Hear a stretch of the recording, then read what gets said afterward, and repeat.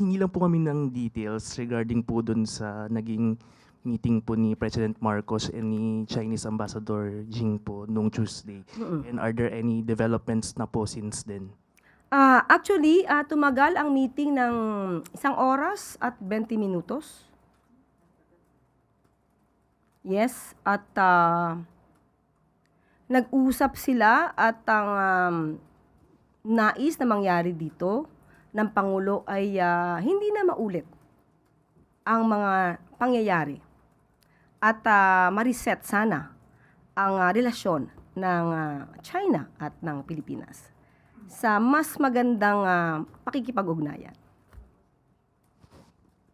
Follow-up lang po. Ma'am, what's the reaction po of Malacanang sa nabanggit po ni Ambassador Jing po na the Philippines violated the July 2024 arrangement between Manila and Beijing? Wala po kasing info from the DFA kung ano po yung laman nung July 2024 provisional arrangement.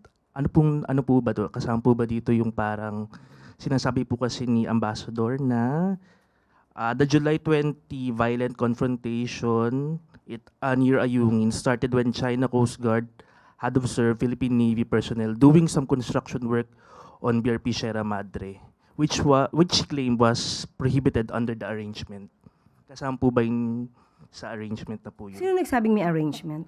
Si Ambassador po mismo nagsabi. Ambassador? Ambassador Jing po.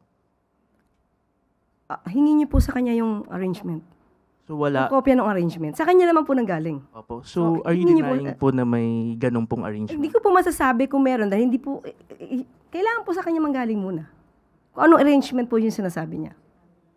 Kasi ang huli po natin nabanggit, ang huli natin nadinig ay ang secret deal. Pero hindi yun sa panahon ni Pangulong Marcos Jr. Diba? Yun yung sinasabing secret deal na hindi dapat gumalaw sa BRP Sierra Madre, right? Pero hindi yun deal with President Marcos Jr. So wala pong yung July 2024 na agreement. That's why sinasabi nga po natin, kunin niyo po sa kanya kung meron written agreement. Okay, but thank Diba? Kasi hindi po natin masasabi kung meron eh. Follow-up Hindi sa atin ang galing eh. Yung statement na yon. follow-up question po, Ivan Mayrina, GMA. Nabanggit niyo po sinabi ng Pangulo sa Ambassador na ayaw na niyang maulit ito and he wants a reset to better relations between Philippines and China. To which the Ambassador replied, ano hong sinabi?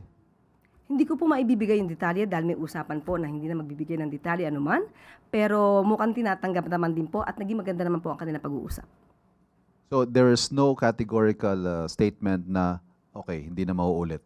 Nagkaroon po sila ng exchanges ng views at mga suggestions. Pero kung ano man po yung napag-usapan nila in detail ay hindi ko po maibabanggit sa inyo. Follow-up po, Ace Romero, Philippine Star.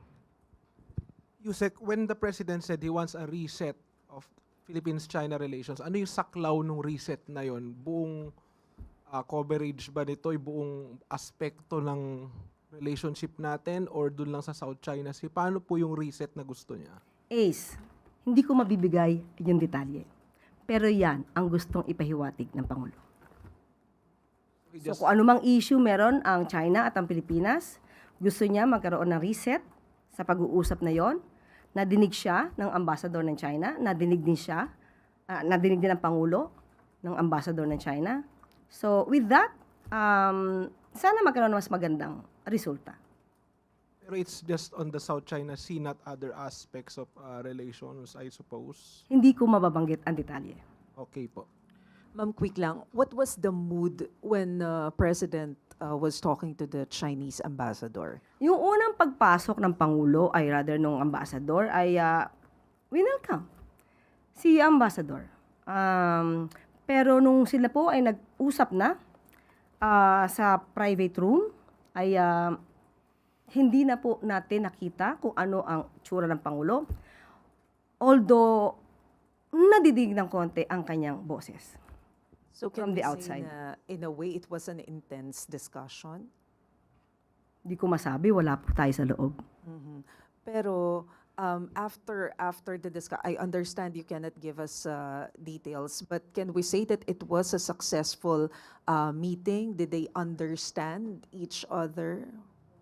I guess so. Kasi pagkatapos at lumabas si Ambassador, nakangiti naman si Ambassador, nakakangiti naman din sa amin, at pagkakita namin sa Pangulo at kasama si ES Ralph Recto, nakita naman natin na positibo.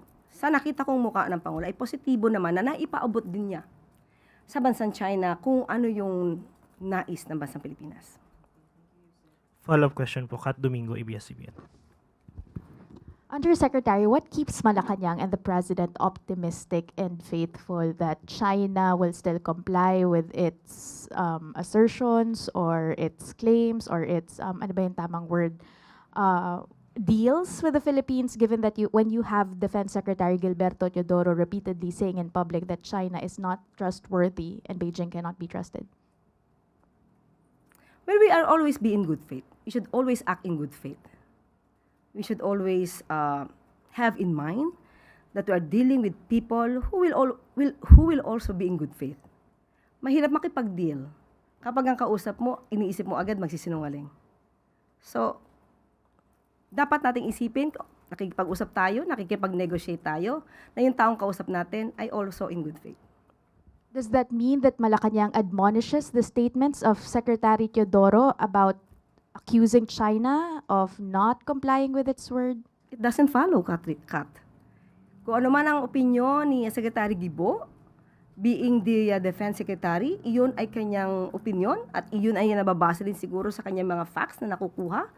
Pero hindi ibig sabihin na ang Pangulo ay makikipag-usap sa representative ng China, ay isipin niya na itong representative na to ay nagsisinungaling. Bakit pa tayo makikipag-usap at makikipag-negotiate kung iisipin naman natin na sila din ay nagsisinungaling? So may mga pagkakataon na maaari nating sabihin na hindi sila nagsasabi ng totoo, hindi totoo ang kanilang mga kiniklaim, pero hindi ibig sabihin na pag makikipag-negotiate tayo at makikipag-usap tayo, hindi tayo maniniwala sa kanila.